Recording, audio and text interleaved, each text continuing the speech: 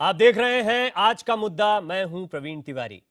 साहित्य अकादमी पुरस्कार लौटाने के मामले ने जिस तरह तूल पकड़ा, उसके बाद आज अकादमी की आपात बैठक बुलाई गई। इस बैठक में कलबुर्गी की हत्या पर निंदा प्रस्ताव पास कर पुरस्कार लौटाने वालों से इसे वापस लेने की अपील की गई है। बैठक से पहले साहित्य बिरादरी दो खेमों में बटी नजर आ रही है।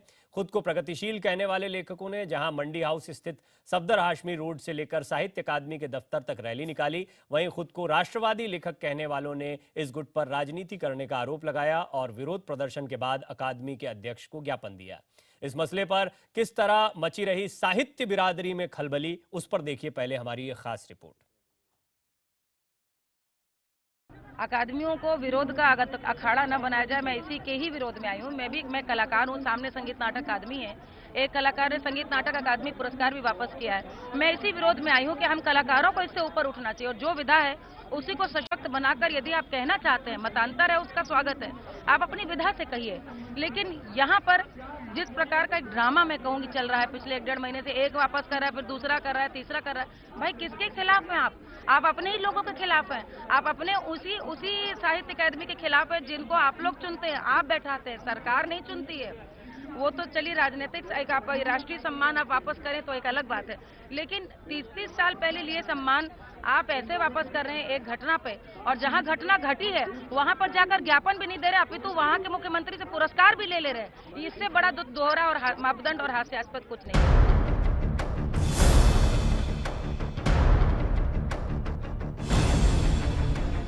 अकादमी पुरस्कार लौटाने और न लौटाने को लेकर साहित्य बिरादरी दो खेमों में बट गई।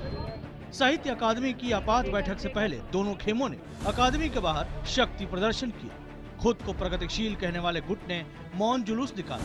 मुंह पर काली पट्टी थी और हाथों में विरोध की तख्तियां और बैनर पोस्टर। इन लेखकों ने MM कुलबर्गी की हत्या और देश में बढ़ती असहिष्णुता के खिलाफ विरोध जताने के लिए शांतिपूर्ण प्रदर्शन किया।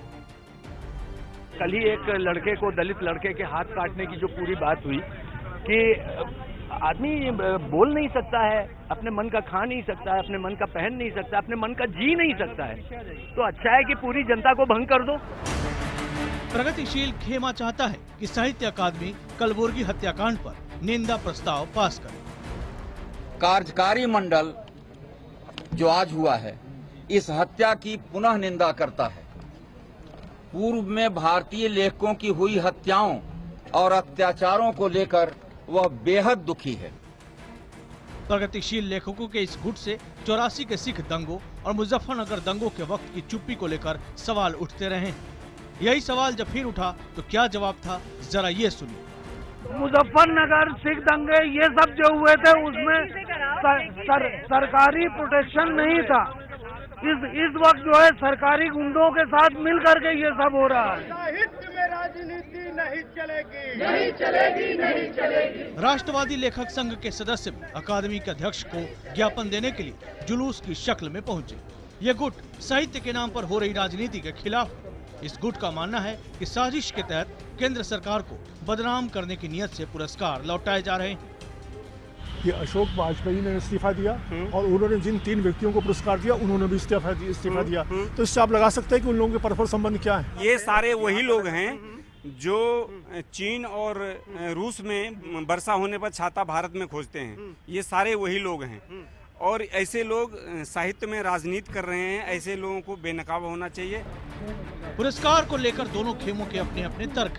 पुराने साहित्यकार उस वाकये को आज भी याद करते हैं जब एक समारोह के दौरान प्रथम प्रधानमंत्री नेहरू मंच पर चढ़ते वक्त लड़खड़ाए तो वहां मौजूद रामधारी सिंह दिनकर ने उन्हें सहारा दिया। तब कहा गया कि राजनीति जब जब लड़खड़ाती है साहित्य उन्हें संभालता है। क्या इसके मायने समझे जाने चाहिए?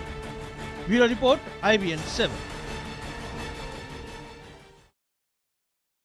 कलमकार बनाम सरकार, यही है आज का मुद्दा। पुरस्कार लौटाने के पक्ष में दलील ये दी गई है कि कलबुर्गी की हत्या की अकादमी ने कभी निंदा नहीं की, जबकि हकीकत इसके उलट बताई जा रही है। ऐसे में इस पूरे मामले में कई सवाल खड़े होते हैं।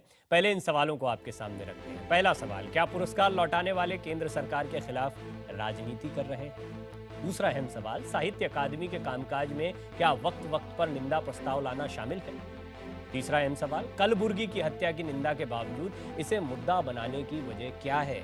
विरोध करने वाला खेमा केवल साहित्य अकादमी का पुरस्कार क्यों लौटा रहा है? दूसरे भी कई सम्मान उन्हें मिले हैं, वो क्यों नहीं? मतभेद को बौद्धिक आतंकवाद कहना क्या वाजिब है? देश के हालात पर साहित्य समाज की हलचल क्या जायज नहीं? अगर ऐसा किया भी जा रहा है तो क्या इसमें कोई बुराई है?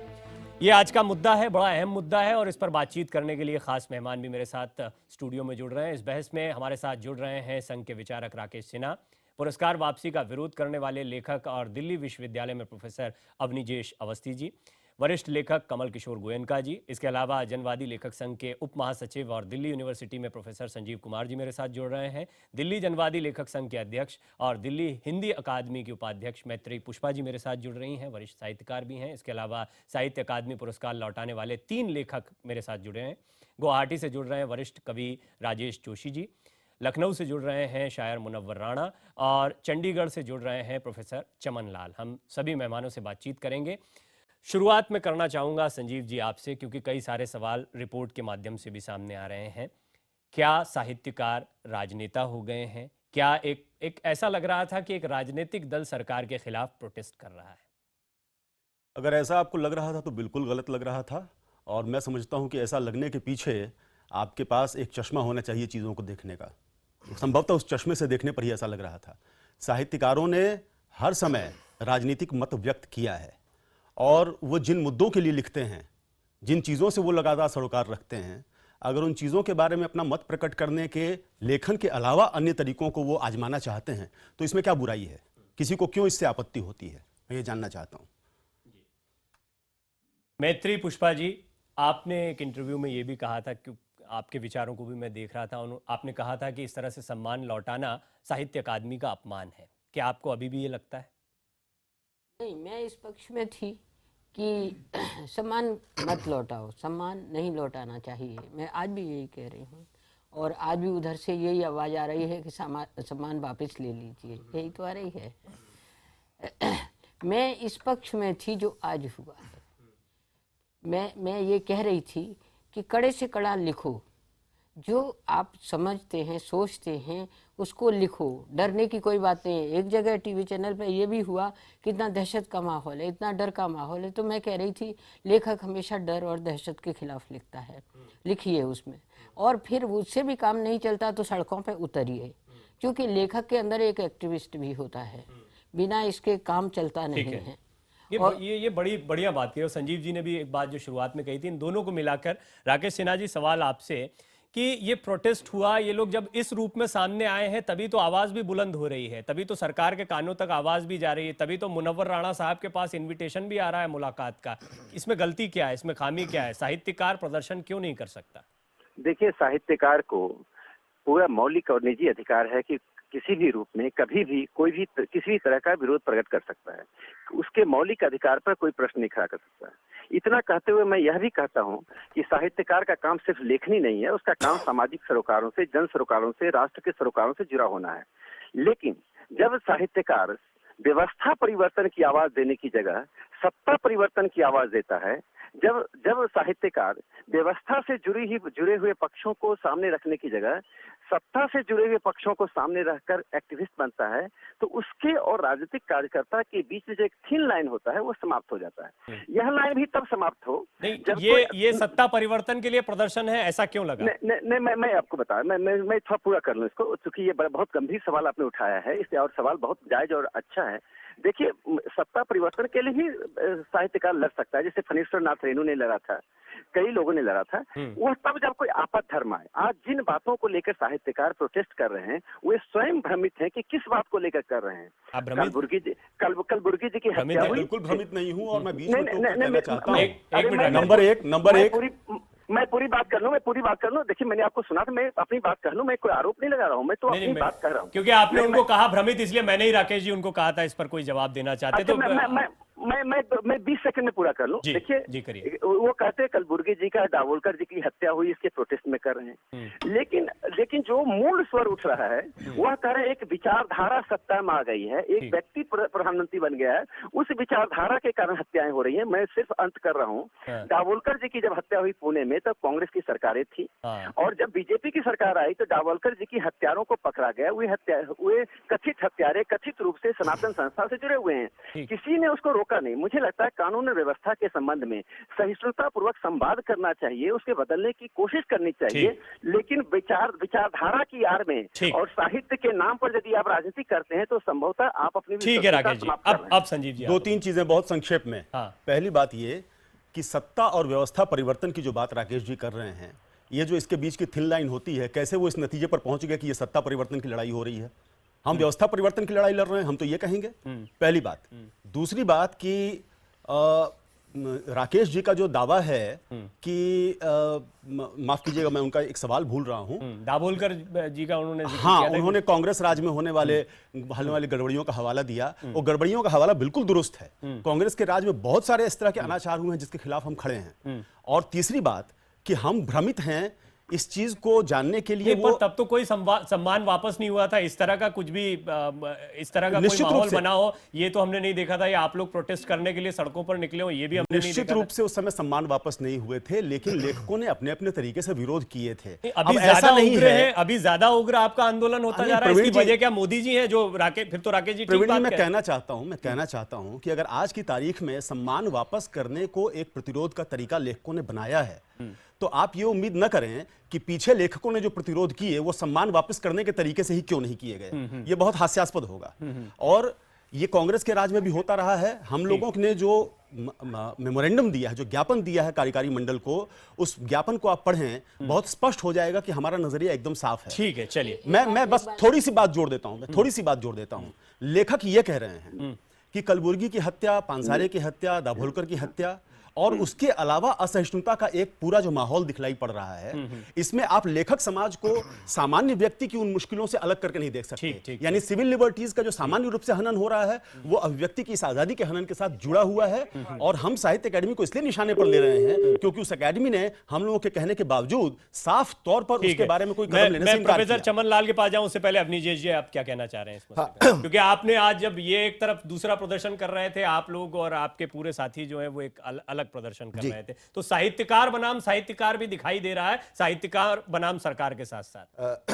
प्रवीण जी, बड़ी साफ सी बात यह है कि इसी देश में दिल्ली के बिल्कुल सटे हुए साहिबाबाद के चौराहे पर सफदर हाशमी की हत्या होती है और कभी कोई किसी तरीके का कोई पुरस्कार नहीं लौटाता, कोई सम्मान नहीं लौटाता, बल्कि सफदर हाशमी की हत्या के पश्चात एक सहमत नाम की संस्था बनती है। वो उसी सरकार से, जिस पार्टी की सरकार थी, उसी सरकार से बाकायदा ग्रांट लेती है, अनुदान लेती है।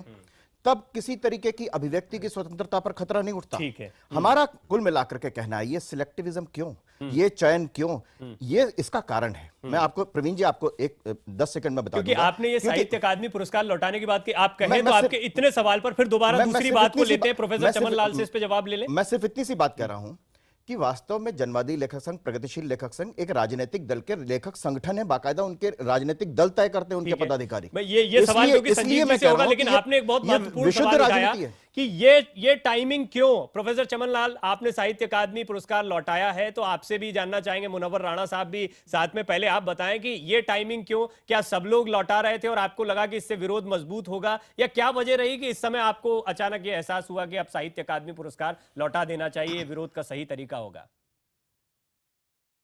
देखिए, मैं आपको पृष्ठभूमि बता देता हूं। जो लोग इसमें राजनीति ढूंढते हैं, मैं तो उनको रोक नहीं सकता। सबका अपना अपना देखने का नजरिया है। कोई किसी बिना राजनीति के भी राजनीति देख लेते हैं लोग।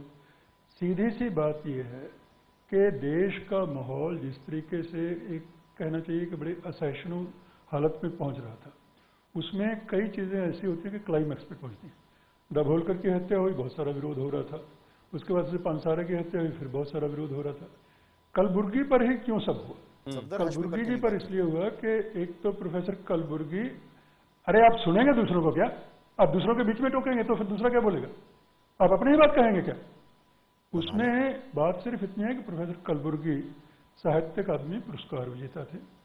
साहित्य अकादमी की संस्थाओं से जुड़े हुए थे, एक वाइस चांसलर भी रहे हुए थे, 70 साल के बड़े बुजुर्ग प्रतिष्ठित आदमी थे। ठीक। जिस तरीके से उनकी हत्या हुई उसके बाद से उदय प्रकाश ने खाली साहित्य अकादमी को 30 अगस्त को हत्या होती है, 4 सितंबर को उदय प्रकाश कहते हैं कि भाई आपको एक कस्टमरी, जिसको कहना चाहिए औपचारिक शोक सभा करते हैं आप किसी भी साहित्य अकादमी पुरस्कार विजेता के उस पर, तो आपको कलबुर्गी जी पर करनी चाहिए। और अकादमी चुप रही, अकादमी ने कोई जवाब नहीं दिया, अकादमी ने कोई संवेदना नहीं, अकादमी का ये साफ कहना है, आज भी उन्होंने प्रेस कॉन्फ्रेंस की, उन्होंने अपनी वेबसाइट दिखाई कि किस तरह से उन्होंने कार्यक्रम किए हैं। और मैं आपको बोल रहे हैं झूठ, नहीं, अकादमी झूठ बोल रही है। ये अकादमी ने सारे कागज रिलीज किए हैं इस वक्त प्रोफेसर चमनलाल मेरे पास वो सारे कागज मौजूद हैं। साहित्य अकादमी ने बकायदा जब ये विरोध हुआ उसकी निंदा की और गुजारिश कर रहे हैं कि वापस लेना चाहिए आपको, और वो ये बताने की कोशिश कर रहे हैं कि हमने कब कब इसका विरोध किया है, कितने साहित्यकार हमारे साथ इस विरोध में जुड़े हैं, ये सब बताएं। मेरी बात अगर आप नहीं सुनेंगे तो कोई फायदा नहीं। ठीक है, बोलिए। सुनिए, आप पहले बात सुनिए। ये 30 अगस्त के बाद आप मुझे 30 अगस्त और 4 सितंबर के बीच का कोई कागज दिखाइए। 30 अगस्त से 4 सितंबर के बीच का कोई कागज दिखाइए साहित्य अकादमी का। साहित्य अकादमी ने कोई प्रस्ताव पास किया साहित्य 4 सितंबर से पहले का दिखाइए, जब उदय प्रकाश ने कहा उससे पहले का दिखाइए। आपने कोई आप साहित्य अकादमी के कागज दिखा रहे हैं, आप मुझे साहित्य अकादमी का प्रस्ताव दिखाइए।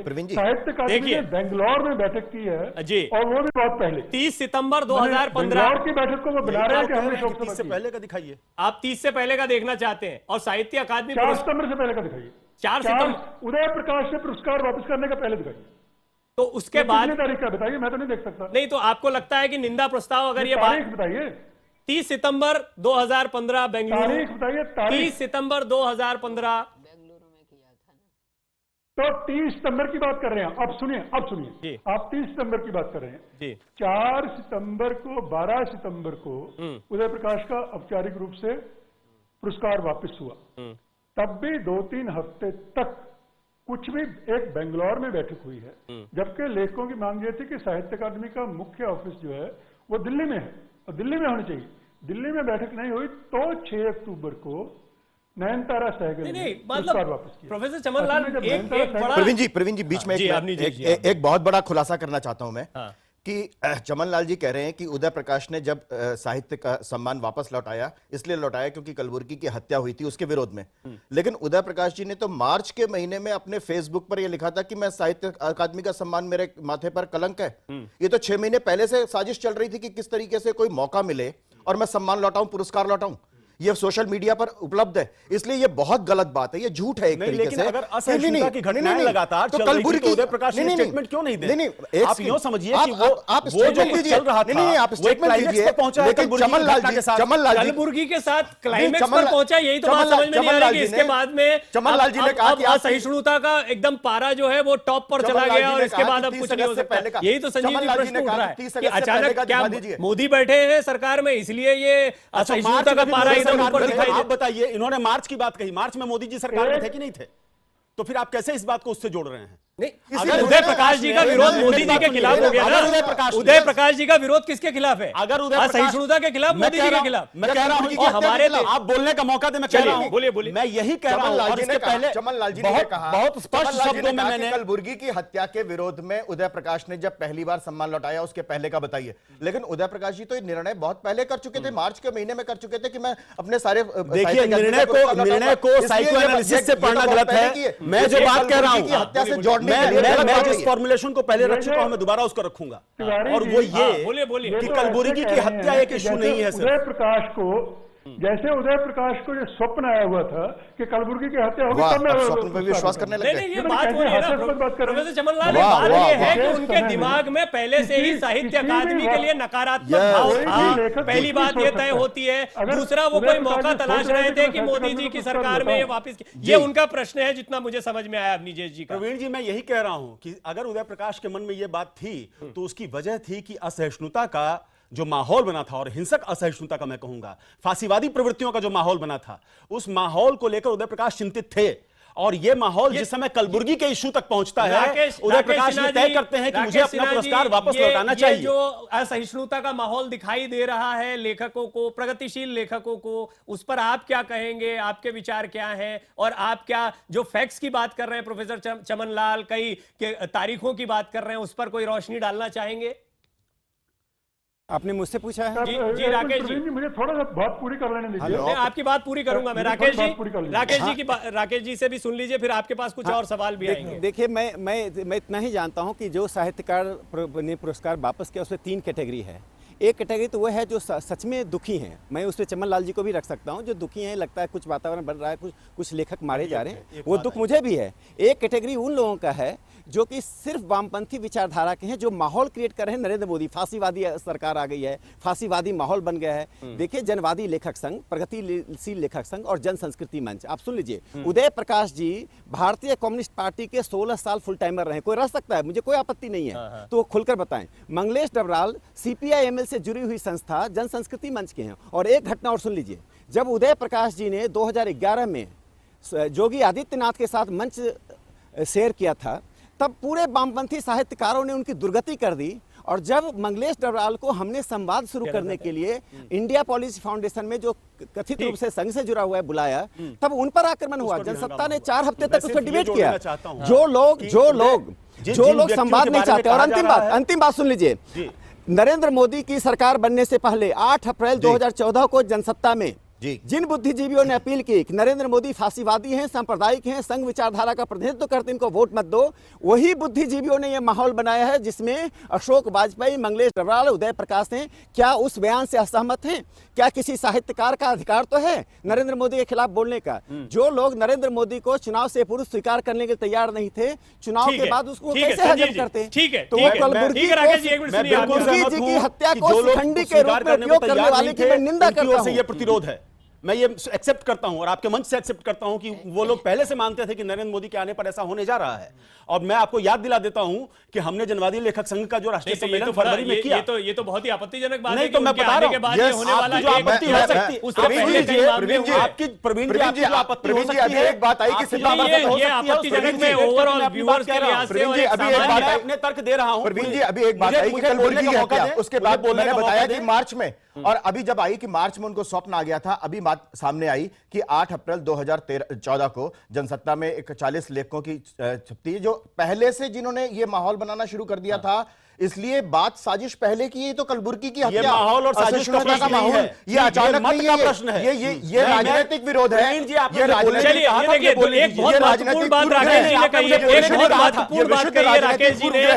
आपने मुझे बोलने के लिए कहा, संदीप जी आपको मौका दूंगा एक छोटा सा ब्रेक लेना, लेकिन एक बहुत महत्वपूर्ण बात राकेश जी ने कही है। उन्होंने कुछ साहित्यकारों के नाम लिए हैं, उनकी सोच के बारे में कहा, और यह भी बताया कि कुछ को सचमुच आपत्ति हो सकती है, लेकिन कई साहित्यकार या फिर विचारधारा से प्रेरित साहित्यकार उनका इस्तेमाल तो नहीं कर रहे, उनके जरिए राजनीति तो नहीं कर रहे। गोयनका साहब से भी इस पर बात करूंगा, मैत्री पुष्पा जी भी कुछ इस पर कहना चाहती है, लेकिन एक छोटे से ब्रेक के बाद देखते रहिए आज का मुद्दा।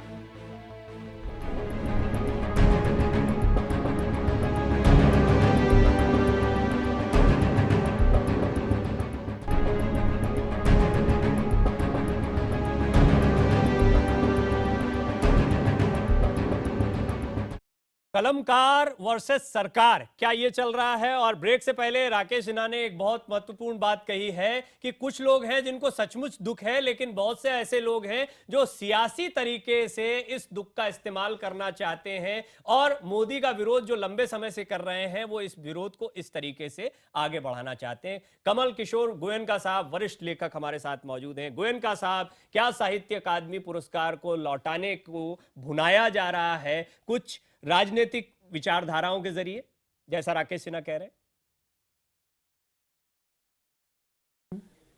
देखिए, मेरा ये कहना है कि राकेश सिन्हा और अवनिजेश अवस्थी ने जो तथ्य आपके सामने रखे हैं, उसके बाद भी यदि किसी को कुछ भी जरा सी शंका है तो उस पर मुझे बड़ा अफसोस होता है। मैं स्पष्ट रूप से देख रहा हूं कि साहित्य अकेडमी को के माध्यम से केंद्रीय सरकार को बदनाम करने का बड़ा साजिश है। ये बिल्कुल स्पष्ट रूप से साजिश दिखाई देती है। एक मैं और उदाहरण आपको देना चाहता हूं। अशोक वाजपेयी जो हैं, वो रजा फाउंडेशन के साथ में और साहित्य अकेडमी के साथ मिलकर के एक विश्व कविता सम्मेलन करना चाहते थे। इसके लिए उन्होंने साहित्य अकेडमी से अप्रोच की और भारत सरकार से भी अप्रोच की, और मनमोहन सिंह ने उनको 2.5 करोड़ रुपया सैंक्शन भी कर दिया था। लेकिन विश्वनाथ प्रसाद तिवारी ने ये दृष्टिकोण अपनाया कि साहित्य अकादमी स्वयं ही जब विश्व कविता सम्मेलन कर सकती है तो हमें किसी ब्रजा फाउंडेशन की आवश्यकता नहीं है। आप सोचते हैं इससे बड़ा कितना आघात जो है अशोक वाजपेयी को लगा होगा। मैं समझता हूं इसमें कोई व्यक्तिगत भी राग द्वेष भी मुझको दिखाई देता है और इस पर गंभीरता से विचार करने की आवश्यकता है कि फाउंडेशन की माध्यम से खरबूजे को देखकर खरबूजे वाली कहावत में तब्दील हो गया। इस पर जरा मैं जवाब लेता हूं। मैं आऊंगा आपके पास संजीव जी, क्योंकि इस पर आप जरूर कुछ कहना चाहेंगे। लेकिन मैत्री जी, आप भी इस आंदोलन के साथ जुड़ी हुई हैं। आप अभी गोयनका साहब इतने वरिष्ठ लेखक हैं, उनकी बात पर क्या कहेंगी? क्या ये सोची समझी राजनीतिक विचारधारा है जिसके जरिए सरकार के खिलाफ प्रदर्शन किया जा रहा है? अब देखिए किसका क्या व्यक्तिगत नुकसान था या लाभ था, या किसने मना कर दिया, कौन आहत हुआ, ये छोड़िए बातें, ये नहीं मैं मानती इन बातों को। उससे इतना बड़ा आंदोलन खड़ा तो ऐसे ही हुआ था ना, एक ने वापस किया, दूसरे ने वापस किया। तो अभी आपने देखा प्रोफेसर चमन लाल ने कहा उदय प्रकाश जी ने जब वापस किया, मतलब उदय प्रकाश जी का वापस करना बहुत महत्वपूर्ण है। तो हुआ, वो तो मैं अगर वो किसी व्यक्तिगत सोच की वजह से वापस किया है तो बाकी लोग उनको फॉलो क्यों करें? नहीं, वो तो मैं कहती हूँ कि वो हुआ होगा, एक को लेके एक का हुआ होगा और उस आंदोलन में शामिल हुए होंगे। लेकिन मैं एक बात उनकी ही कहती हूँ जो कहते हैं कि हम अगर अपनी तरफ से कहें, हम तो सोचते हैं व्यवस्था परिवर्तन की बात, लेकिन उन्हें डर लगता है सत्ता परिवर्तन का। ऐसा क्यों है? सत्ता परिवर्तन कि मोदी जी को हटा रहे हैं, क्यों डर लगता है? डर लगता है इसलिए वो और डराते हैं हम लोगों को या पब्लिक को या किसको। जो डरता है ना वो बहुत डराता है। अभी तो क्योंकि हमारे साथ सरकार का या पार्टी का तो कोई व्यक्ति मौजूद है नहीं, हमारे साथ साहित्यकार मौजूद हैं। अब आप कहें तो मैं राजनीतिक रूप से सबसे ले लूं कि क्या आप सरकार के समर्थन में, आप सरकार के खिलाफ हैं? हम तो बात कर रहे हैं लेखकों के खिलाफ है। इसमें अपनी जी मैं सिर्फ इतनी सी बात कह रहा हूं कि इस बात के लिए कि एक हत्या होती है बेंगलोर में, कर्नाटक में, वहां पर उनके मृत्यु पर एक सभा होती है, शोक सभा होती है। सारे पुरस्कार लौटाए जा रहे हैं कि दिल्ली में क्यों नहीं हुई? इसमें राजनीति नजर नहीं आती। दिल्ली राजधानी में एक कन्नड़ के वहां पर साहित्य अकादमी के उपाध्यक्ष होते हैं, उस शोक सभा में होते हैं। मौका देने का वायदा किया था। संजीव जी कह रहे थे कि हास्यास्पद, संजीव जी कह रहे थे कि हास्यास्पद है। आपको स्वयं यह हास्यास्पद नहीं लगता कि कर्नाटक में हुई, कर्नाटक में 1 सितंबर को, कर्नाटक में 30 अगस्त को हत्या होती है, 1 सितंबर को अगले दिन वहां पर शोक सभा होती है। आप 1 मिनट बोलने का, आप 1 मिनट, आप 10 मिनट बोलिए, लेकिन उन सवालों का जवाब जरूर दीजिए। उन सवालों का जवाब दीजिए कि कर्नाटक में तो हत्या, कर्नाटक में शोक सभा होती है लेकिन दिल्ली में नहीं होती, इसलिए हम सम्मान लौटाएंगे। दोस्त, पहली चीज तो ये कि कलबुर्गी साहब की हत्या को एकमात्र मुद्दा बना करके आप इस पूरी बहस को नहीं चला सकते। नहीं, हमने नहीं बनाया। एक कलबुर्गी की लगातार कायम असहिष्णुता का और फांसीवादी थोड़ा दे दिया है। बात हमने पहले भी कहा है, ये हमने पहले भी कहा है कि सफदर हाशमी का भी नाम लिया, लगातार बनी हुई। तस्लीमा नसरीन का भी नाम लिया। आपने नाम किसका लिया इससे कोई मतलब नहीं है। की हत्या का मुद्दा नहीं बनाया कि आप अभी कलबुर्गी के इशू पर ये आप बना रहे हैं। कलबुर्गी की हत्या को मुद्दा आपने बनाया। प्रवीण जी, मुझे तो सफदर हाशमी का भी नाम ले रहा हूं और अब आप कह रहे हैं कि देखिए ऐसा है ना कि ये एक्सप्रेस ट्रेन में चढ़ने वाली बहस तो यहां चल नहीं पाएगी। अगर आप गंभीरता से कुछ सोचना चाहते हैं, गंभीरता से 2 मिनट बोलने का मौका, सवाल का जवाब भी देना उसका। नहीं तो आप चुप होंगे तो जवाब देंगे। तो आपने सफदर हाशमी की हत्या, क्या हत्या नहीं थी क्या? उसकी हत्या को हत्या हम न माने तो क्यों कमाल की बात कर रहे हैं? मतलब क्यों नहीं आज सफदर हाशमी आपके हो गए और आप उनका नाम ले रहे हैं। हमारे आपने कमाल कर दिया। हमारे और तुम्हारे में तो मैं विश्वास करता नहीं हूं। उस समय पुरस्कार क्यों नहीं लौटाए गए? मैं आपको 2-3 तथ्य बताता हूं। क्यों नहीं लौटाए गए? मैं 2-3 आपके सामने तथ्य रख रहा हूं। तथ्य नंबर 1 कि 16 तारीख को लेखकों का एक प्रतिनिधिमंडल विश्वनाथ प्रसाद तिवारी से मिला था, इसलिए और उसने विश्वनाथ प्रसाद तिवारी के सामने लिखित रूप में यह आवेदन दिया था, जिसकी रिसीव्ड कॉपी हमारे पास है कि कलबुर्गी एक अकादमी अवार्डी लेखक थे। प्रोफेसर चमन लाल कुछ कहना चाह रहे हैं इसमें बीच में। मुझे अपनी बात पूरी कर लेने दीजिए। चमन लाल जी बिल्कुल बोलेंगे। अकादमी अवार्डी लेखक थे और अकादमी अवार्डी लेखक के लिए आपको दिल्ली में एक शोक सभा करनी चाहिए। ठीक है, एक मिनट। विश्वनाथ प्रसाद तिवारी ने कुछ सवाल पूछे गए, विश्वनाथ प्रसाद तिवारी ने जुबानी जो जवाब दिया, वो जवाब यहाँ कोट नहीं किया जा सकता है। और उन्होंने अपने ऑर्गेनाइजर के एक साक्षात्कार में कहा है, सुन लीजिए पूरी बात, ऑर्गेनाइजर के अपने साक्षात्कार में कहा है कि मैं डेकोरम मेंटेन कर रहा हूं, इसलिए मैं बहुत सारी बातें नहीं कह रहा हूं। तो बस यही समझिए, मेरा भी उत्तर यही है कि हम डेकोरम मेंटेन कर रहे हैं, इसलिए वो बात यहां नहीं कह रहे हैं। क्या कहता है? नहीं, मैं 2-3 चीजें कहना चाहता हूं। मुझे 2-3 चीजें कहने का मौका दीजिए। ये बात नंबर 1 तो ये जो मैंने कही, और उसके बाद उनका जो उत्तर आया वो ये था कि हम कर्नाटक में करेंगे, और वहीं पर वो हुआ। उन्होंने दिल्ली में करने से साफ इनकार कर दिया। ये एक बड़ा अपराध है, लेखक समुदाय इससे नाराज है और उसको ऐसा नाराज होने का अधिकार है, नंबर एक। और 2-3 बातें और इसमें जोड़ दूं मैं, एक व्याख्या भी है और एक तथ्य भी है। व्याख्या क्या है? अभी अवनिजेश सर ने भी कहा और राकेश जी ने भी कहा कि ये लोग तो पहले से ही मन बनाए हुए थे। मैं कहता हूं हाँ, पहले से मन बनाए हुए थे। मोदी के खिलाफ जो आशंकाएं थी वो आशंका सही राजनीति है। नहीं, ये राजनीति नहीं है, ये राजनीति है। और राजनीति को इस तरह से वाटर बना रहे हैं। देश में लोकतंत्र के प्रति इनकी कोई आस्था नहीं है। जिस व्यक्ति को इस देश उदय प्रकाश के बारे में, जनता ने चुना, उदय प्रकाश के बारे में राकेश जी ने कहा, उदय प्रकाश के बारे में राकेश जी ने कहा कि वो कम्युनिस्ट पार्टी के 16 साल सदस्य रहते हैं, उन उदय प्रकाश को उन्होंने पढ़ा नहीं है। उदय प्रकाश ने अपने पिछले पूरे लेखन में लगातार कम्युनिस्टों की आलोचना की है। मैं आपके सामने वो अंश पढ़कर सुना सकता हूं। सच है कि मोहनदास कहानी को पढ़िए, आस्था है नहीं, उसमें देखिए वामपंथियों की लोकतंत्र में कोई आस्था है नहीं। आप इसी तरह लगातार बोलते वामपंथियों की लोकतंत्र में कोई आस्था है नहीं। स्टालिन और लेनिन ने वहां पर साहित्यकारों के साथ क्या शुरू किया था, वामपंथियों के बारे में और के बारे में साहित्यकारों के साथ क्या शुरू किया था, उसके बारे में भी आप बताइए। विचारधारा पर हम क्यों यहाँ पर चर्चा करें? क्योंकि वामपंथी ऐसा है कि ये स्वयं मान रहे हैं कि वामपंथी। अभी आप देखिए, उन्होंने एक फेसबुक अपडेट डाला जिसका जिक्र अवनिजेश जी ने खुद किया है, तो वो किस विचारधारा के हैं ये इंपॉर्टेंट नहीं है। ये क्या इंपॉर्टेंट नहीं हो जाता कि वो मोदी जी के खिलाफ थे, वो क्या मानते हैं ये छोड़िए, वो ये सोचते थे कि मोदी जी के खिलाफ उनकी सोच बहुत। लेकिन प्रवीण जी, आप मुझे ये बताइए कि मोदी जी के खिलाफ न होने का क्या कारण आप बताएं? तो क्या साहित्य समाज मोदी जी के खिलाफ बहुत लोग हैं, रोज बैठते हैं यहाँ पर, रोज यहाँ पर डिस्कशन होते हैं मोदी जी के खिलाफ। साहित्यकार बैठकर क्या मोदी जी के खिलाफ और इस देश के किसी भी नागरिक को, इस देश के किसी भी नागरिक को विरोध करने का हक है। प्रोफेसर चमनलाल बोलिए अपनी बात। प्रोफेसर चमनलाल बोलिए अपनी बात। लेकिन जो व्यक्ति लोकतांत्रिक तरीके से चुना गया है, उसके खिलाफ इस तरीके की साजिश साहित्यकारों के भीतर आक्रोश, आप बोलिए प्रोफेसर चमनलाल, आप बोलिए, ये नहीं चलेगा। सीमित करिए, नहीं बात करिए, आप अपनी बात कहिए। सुनिए प्रवीण जी, अवस्थी जी और संजीव जी कृपया शांत होइए और दूसरों की बात सुनिए। शांत है वो बात। देखिए, तथ्यों पे बात करिए। सिर्फ 4 हिंदी लेखकों का नाम लेके सारे लोग बात कर रहे हैं। पहले आप ये जानिए कि कम से कम 50 लेखक पुरस्कार किसी भी तरह, सिर्फ साहित्य अकादमी पुरस्कार नहीं, स्टेट अकादमी के पुरस्कार भी लौटाए गए हैं और भी पुरस्कार लौटाए गए हैं। 9 लेखक पंजाबी के कम से कम, 4 लेखक कम से कम अंग्रेजी के, 4 लेखक कम से कम उर्दू के, 6 से ज्यादा लेखक कन्नड़ के, तेलुगु के, तमिल के, तमाम भाषा। आप सिर्फ 4 हिंदी के लेखकों को लेकर बात कर रहे हैं। क्या सबका 50 लेखकों का एक ही नजरिया है क्या? सबने क्या मिलकर आप उसमें बैठ के बात की थी क्या? सबने अपने अपने ढंग से पुरस्कार लौटाए हैं। पहले पूरी बात को जानिए, समझिए। खाली एक विचारधारा को लेकर और 2 गुटों को आपस में करने की बात जो है, हुआ ये है कि नयनतारा ये समझने की कोशिश कर रहे हैं कि ये क्या 2 गुट बने हुए हैं? क्या साहित्यकारों के भी राजनीतिक दल बने हुए हैं? 38 साल की महिला जो भारत के प्रथम प्रधानमंत्री और साहित्य अकादमी के प्रथम अध्यक्ष की सगी भांजी थी और बड़ी अपराध पर्सनैलिटी थी, जिसने 1984 का विरोध किया था और 1975 की इमरजेंसी का विरोध किया था। जब उसने पुरस्कार उठाया, उसको इतनी गालियां दी गई, इतने ढंग से बुरे तरीके से उसके ऊपर अटैक किए गए, ट्रोल सारे पीछे पड़ गए हिंदुत्ववादियों के। कोई भी गाली बकने वाले का समर्थन नहीं करेगा, किसी भी वादी का कोई समर्थन नहीं करेगा, उसकी भी घोर निंदा होती है और उसकी भी घोर निंदा की जानी चाहिए। एक मिनट, अब जरा एक मैं जैसे जब साहित्यकारों की सियासत वाली भाषा सुनने को मिले तो सियासतदां भी सामने आ जाते। कैसे जरा देखिए, दिल ऐसा कि सीधे किए जूते भी बड़ों के, जिद ऐसी कि खुद ताज उठाकर नहीं पहना। एक मिनट मैं जरा आपको कुछ सुनवाना चाह रहा हूं। स्वीकार नहीं है। इन पंक्तियों को मशहूर शायर मुनव्वर राणा साहब ने लिखा था, वो भी टेलीफोन लाइन पर मेरे साथ मौजूद है। देश के प्रधानमंत्री को लेकर जब नरम रुख दिखाया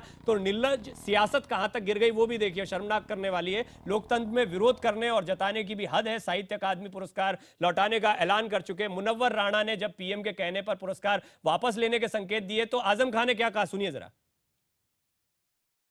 कुछ ऐसे लोग भी आ गए हैं चाटुकार किस्म के। एक साहब ने तो यहाँ तक कह दिया कि मुझे प्राइम मिनिस्टर बुला लेंगे तो मैं उनका जूता उठा लूंगा। तो हो सकता है वो जूते का तला चाट कर अपने सर पर भी रख लें।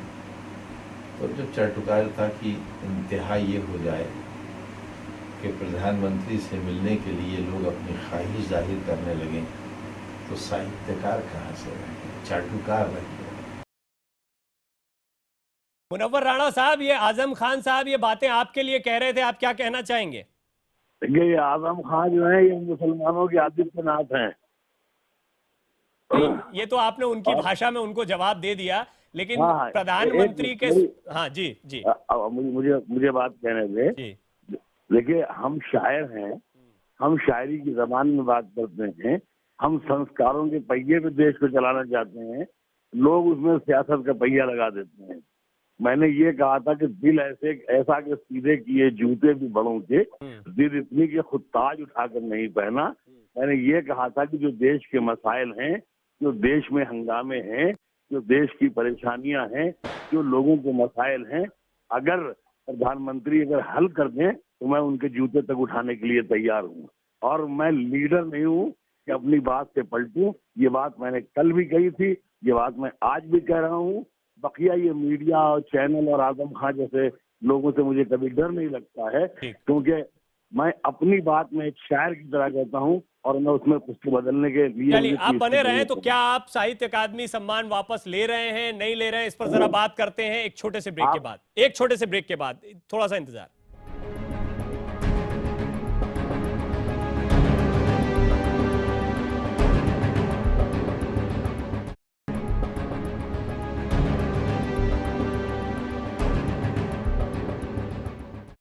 कलमकार वर्सेस सरकार, लेकिन अब सरकार ने कलमकार को बुलाया भी है, तो क्या मुनव्वर राणा साहब आपकी मुलाकात तय हो गई है? और अगर तय हो गई तो क्या आप साहित्य अकादमी सम्मान वापस ले सकते हैं?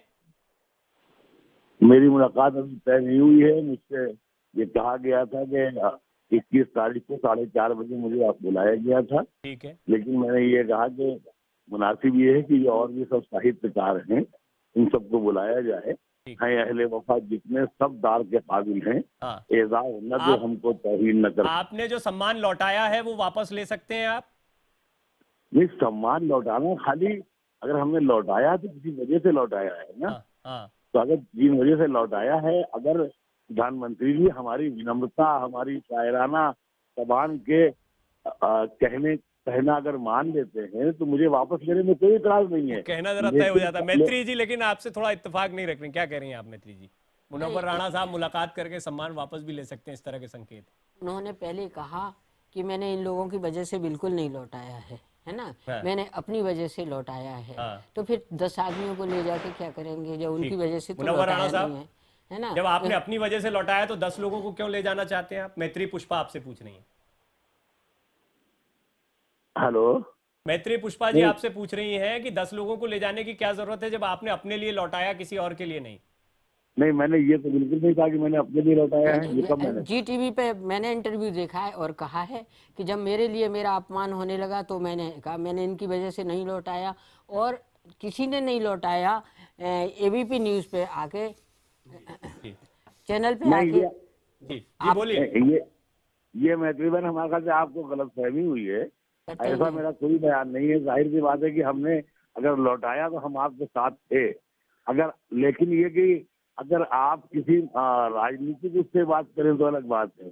हमारी प्रॉब्लम ये है राकेश सिन्हा जी, क्या मुनव्वर राणा साहब अब साहित्य अकादमी वापस ले लेंगे तो उसके बाद में ये झगड़ा खत्म होने की तरफ बढ़ेगा?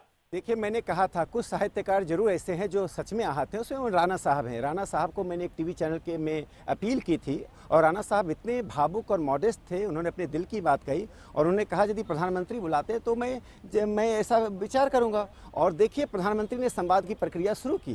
तो मुझे यही लगा कि इसमें एक ऐसा वर्ग जरूर है जो कि आहत है। मैं भी आहत हूँ। यदि मैं टीवी स्टूडियो से निकलूं और मुझे डर हो कि मुझे गोली मार दे, मैं नहीं चाहूंगा। समय क्योंकि कम है, इसलिए फटाफट गोयनका साहब, क्या अब ये माना जाए कि ये विवाद अंत की तरफ जाएगा अगर इस सम्मानों को वापस लेने का एक सिलसिला शुरू हो जाए तो? मैं समझता हूँ यदि राणा जी इसको शुरू करते हैं तो मुझे आशा है कि ये इसका अंत जरूर होगा। अगर एक साहित्यकार इस बात को स्वीकार करता है कि इस लोकतंत्र की रक्षा करने के लिए वो प्रधानमंत्री की बात को स्वीकार करेगा। असल मुद्दा है कि लोकतंत्र की रक्षा करनी है। जिस 5 वर्ष के लिए देश ने नरेंद्र मोदी की सरकार को चुना है, प्रोफेसर चमन लाल, ऐसा क्या हो जाए कि आप भी वापस ले लें? और सरकार आप भी वापस ले लें प्रोफेसर चमन लाल, ऐसा क्या हो जाए? सुनिए, देखिए ऐसा है ये मामला जब राजनीति का है नहीं, लोग जबरदस्ती इसको राजनीति का बना रहे हैं और बीच में प्रधानमंत्री को खींच रहे हैं। लेखकों ने तो कहीं नहीं कहा कि हमें प्रधानमंत्री से बात करनी है, हमारी प्रधानमंत्री से बात करवाइए, ये जबरदस्ती हमारे ऊपर थोप रहे हैं। आप तो संजीव ये कह रहे हैं लेखकों विरोध के बीच का प्रधानमंत्री मामला है। प्रधानमंत्री के माहौल खराब कर रहे हैं, राजनीतिक माहौल खराब हो रहा है। बताइए क्या कहेंगे इस पर? बताइए। प्रोफेसर चमन लाल भी इससे और उसमें विरोध करने वालों को एक कोहेसिव ग्रुप मानकर चल रहे हैं और आपको लग रहा है कि संजीव आने से पहले चमन लाल से बात करेगा। यहाँ पर कही मैंने जो कहा है वो मैंने कहा है, जो वो मैंने कहा है और मैं बहुत स्पष्ट रूप से अभी भी कह रहा हूँ नरेंद्र मोदी के प्रधानमंत्री बनने पर क्या होगा इसकी आशंका लगता है अब ये बात हो गई, अब ये बात हो गई कि सबके अपने अपने कारण है, सबके अपने अपने कारण है और बहस होती रहेगी, मुझे पूरी उम्मीद है। आज का मुद्दा में फिलहाल इतना ही।